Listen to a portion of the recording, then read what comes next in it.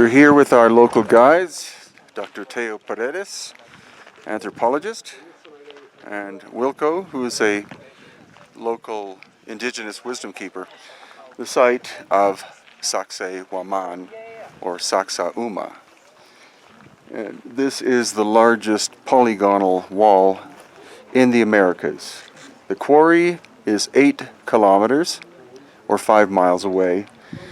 The question is, how were these stones moved from the quarry, which is up and over a series of mountains?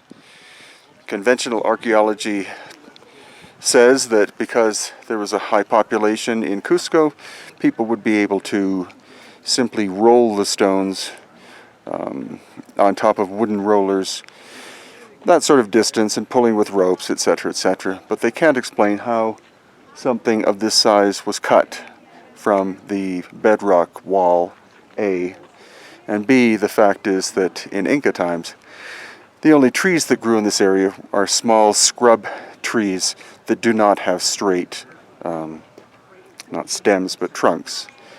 And so the alternative explanation is that this was built thousands of years before the Inca and was done by a race that understood and utilized forms of resonance and vibration.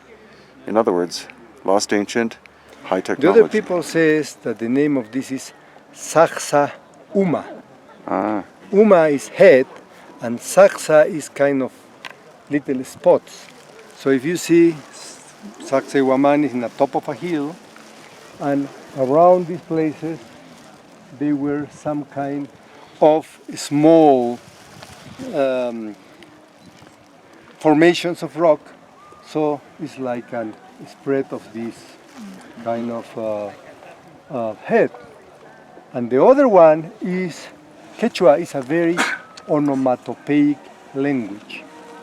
In Quechua, whatever you make the sound, you try to match with the meaning of it. Perhaps, if I am cold and I am shaking, I say katatashangmi, katatashangmi. If you say something that is vibrating like a flag or something, you say unanchi rapapapashan. So it's okay. So if this is true for many other things, here we have the word sag, uma. Sag is the beat of the heart.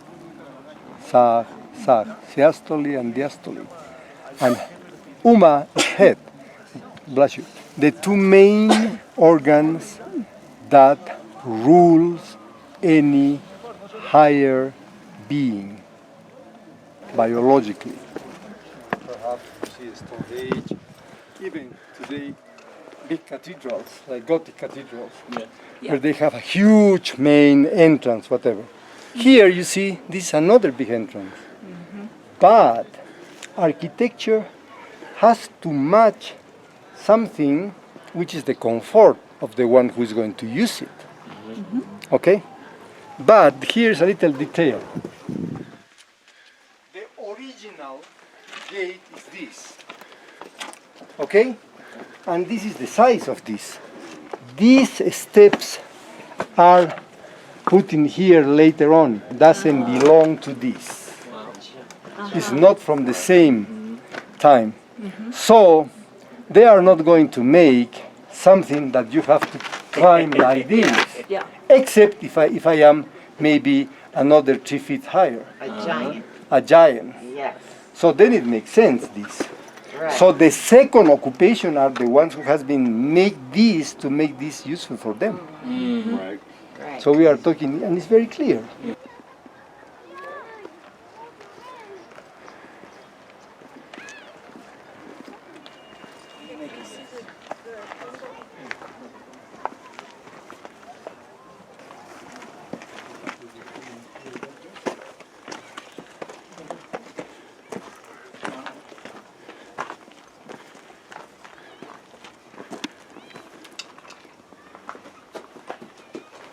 If you look, you see this one could have originally connected with that one, and then that one was actually up on that one. Right. This whole thing may have been turned upside down. 180 degrees. What Earthquake? kind of cataclysm could have done that? A mega cataclysm. Yeah. You feel it when you, I start feeling that when you go lower, Lucas. Yeah? Go lower. Whoa, look at this. This is, look at this.